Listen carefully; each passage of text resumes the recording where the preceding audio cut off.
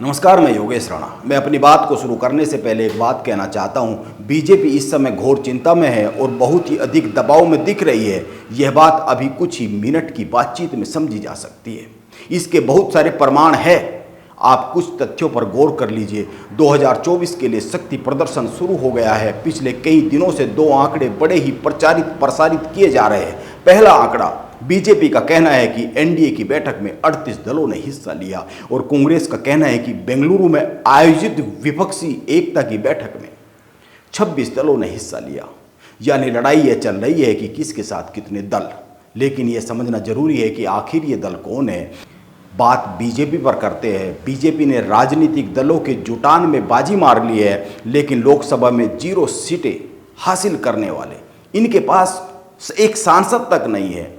इन दलों के जरिए बीजेपी कितना हासिल कर सकती है 2024 के लिए, यह समझना जरूरी है। आप पहले कुछ दलों पर गौर कर लीजिए। एक चिराग पासवान की लोक जनशक्ति पार्टी के पास लोकसभा में 1 सीट है, लेकिन बिहार विधानसभा में एक भी सीट नहीं है।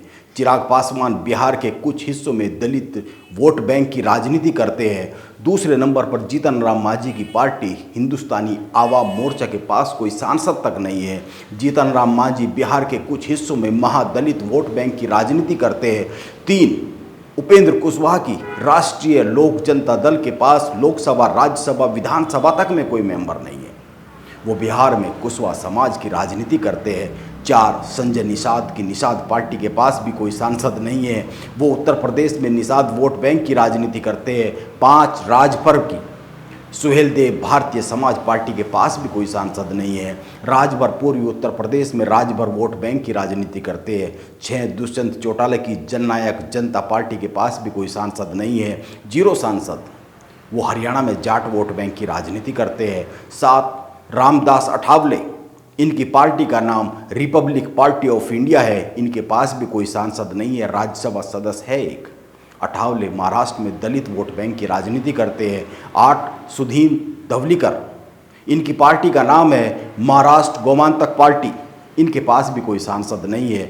और सुधीन गोवा में मराठी वोट बैंक की राजनीति करते हैं। 9, पवन कल्याण की पार्टी का नाम है जनसेना पार्टी। पवन कल्याण के पास भी कोई सांसद या विधायक नहीं है। पवन तेलंगाना और आंध्र प्रदेश में राजनीति करते हैं और इनका दावा है कि ये युवा वर्ग को लेकर राजनीति करते हैं। युवा वर्ग इनसे बड़ा जुड़ा हुआ है। इसके बाद भी इनके पास किसी भी सदन में कोई जनप्रतिनिधि नहीं है। 10, पश्चिमी तमिलनाडु की राजनीति करते हैं पलानीस्वामी और इनके दल का नाम है AIADMK। इनके पास भी संसद के दोनों सदन में कोई मेंबर नहीं है। तमिलनाडु की विधानसभा में इनके हिस्से में 0 सीट आती है। 11, उत्तरी तमिलनाडु के कुछ हिस्से में राजनीति करते हैं अम्बुमणि रामदास। इनकी पार्टी का नाम है PMK। इनके पास भी कोई सांसद नहीं है। 12, सुखदेव सिंह ढींढसा, इनके दल का नाम है शिरोमणि अकाली दल संयुक्त ढींढसा। इनके पास भी एक सांसद तक नहीं है और ये NDA का हिस्सा बने हैं। पंजाब में राजनीति करते हैं। 13 नंबर पर कोनराड संगमा, इनके दल का नाम है NPP। संगमा मेघालय में जनजातीय वोट बैंक की राजनीति करते हैं। 14 नंबर पर अतुल बोरा की पार्टी और इनका नाम है असम गण परिषद। असम में राजनीति करते हैं, कोई सांसद नहीं है। 15 नंबर है प्रमोद ब्रह्म, इनके दल का नाम है UPPL, कोई सांसद नहीं है और असम में राजनीति करते हैं। 16 नंबर पर हरिनाथ देव वर्मा के दल का नाम है ITFT। त्रिपुरा में आदिवासी वोट बैंक की राजनीति करते हैं और लोकसभा की कोई सीट अभी तक इनके पास नहीं है। इसके अलावा भी इन 38 दलों में से बहुत से दल हैं जिनके पास केवल 1 ही सीट है और कुछ दल ऐसे हैं जिसके पास 1 है, 2 है, 3 सीटें हैं। यानी एक बात तो साफ है कि ये बहुत छोटे छोटे दल हैं और दूसरी बात यह भी साफ है कि ये एक परिवार, एक व्यक्ति और किसी एक जाति, समुदाय, क्षेत्र आधारित दल है। और ऐसा नहीं है कि इस तरह के दल केवल बीजेपी के ही पास है, कांग्रेस के पास भी है। यह जो गठबंधन बनाया गया है 26 दलों का, बीजेपी के सबसे प्रमुख नारों में से एक नारा परिवारवाद की राजनीति का विरोध रहा है और बीजेपी के NDA में ये जो 38 दल है इनमें से अधिकतर परिवारवाद की राजनीति करने वाली पार्टियां हैं। यह तो हुई एक बात। अब दूसरी बात यह आती है कि सवाल उठता है कि जिन दलों के पास लोकसभा की 1 सीट तक जीतने की राजनीतिक हैसियत नहीं है, उनको खुद से जोड़कर बीजेपी हासिल क्या करना चाहती है। मैं एक बात कहना चाहता हूं, अगर विपक्ष ने सीटों का तालमेल ठीक ढंग से नहीं किया, एक उम्मीदवार के सामने एक उम्मीदवार की थ्योरी पर काम नहीं किया, इस पर अमल नहीं किया, तो यह छोटे छोटे दल बीजेपी को इस बार भी 300 सीटों के पास पहुंचा देंगे। आप कुछ बिंदुओं पर ही गौर कर लीजिए। बिहार में जीतन राम मांझी और उपेंद्र कुशवाहा के पास कोई सांसद नहीं है और चिराग पासवान के पास केवल एक सांसद है, लेकिन ये तीनों बिहार में करीब 20% वोट को प्रभावित करने की ताकत रखते हैं। बिहार में करीब 16% दलित और महादलित मतदाता है। इनमें करीब 6% पासवान है जो दलित में आते हैं और इन पर चिराग पासवान की पकड़ है। आप इसको इस तरीके से समझ सकते हैं कि नीतीश कुमार ने पिछले विधानसभा चुनाव में यह आरोप लगाया था कि बीजेपी ने चिराग पासवान के साथ मिलकर उनके उम्मीदवारों को हरवाया है, क्योंकि चिराग पासवान ने केवल उन्हीं सीटों पर उम्मीदवार उतार दिए थे जो सीटें गठबंधन के बंटवारे में नीतीश कुमार के हिस्से में आई थी।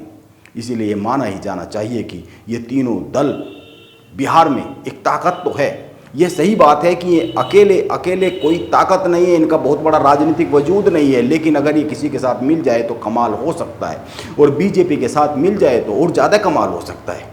इसी तरीके से उत्तर प्रदेश में पूर्वांचल की 3 पार्टी एनडीए के साथ आ रही है। अनुप्रिया पटेल की अपना दल एस, ओम प्रकाश राजभर की सुभाषपा और संजय निषाद की निषाद पार्टी पूर्वांचल से लोकसभा की 26 सीटों पर यह समीकरण को बनाने और बिगाड़ने की ताकत रखते हैं। उस स्थिति में जब ये किसी के साथ मिल जाते हैं, खासकर बीजेपी के साथ, वो अकेले दम पर ये बहुत कुछ करने की हैसियत राजनीतिक तौर पर रखते नहीं है। इसी तरह से अन्य राज्यों के ये जो दल है जिनके पास 0 सांसद है, ये भी अपने अपने प्रदेश में कुछ सीटों पर कुछ जगह पर इसी तरह के राजनीतिक समीकरण रखते हैं। ये जो एनडीए के हिस्सा बन गए हैं, ये 0 सांसदों को रखने वाले हैं, 0 सांसद इनके पास है, लेकिन इनका वहाँ पर राजनीतिक अस्तित्व तब बन जाता है जब ये बीजेपी के साथ आकर जुड़ जाते हैं। इसीलिए मैं कहता हूँ कि यह ठीक है कि बीजेपी ने परिवारवाद के नारे को एक किनारे रख दिया, उससे समझौता कर लिया, भ्रष्टाचार के नारे से समझौता कर लिया, लेकिन अंत में चुनाव परिणाम ही तो देखा जाता है। चुनाव परिणाम पक्ष में आ जाने के बाद किसको क्या याद रहता है, उसके बाद तो बातें आई और गई हो जाती है। 5 साल का बड़ा लंबा समय मिल जाता है। इसीलिए मैं फिर कहता हूं कि अगर विपक्ष सीटों पर अच्छी तरीके से तालमेल नहीं बैठाता है तो इंडिया बीजेपी का हो जाएगा, जबकि नाम विपक्ष ने अपने गठबंधन का रखा है। यह बहुत ही सीधी सी समझने वाली सरल सी बात है। नमस्कार, मैं योगेश राणा।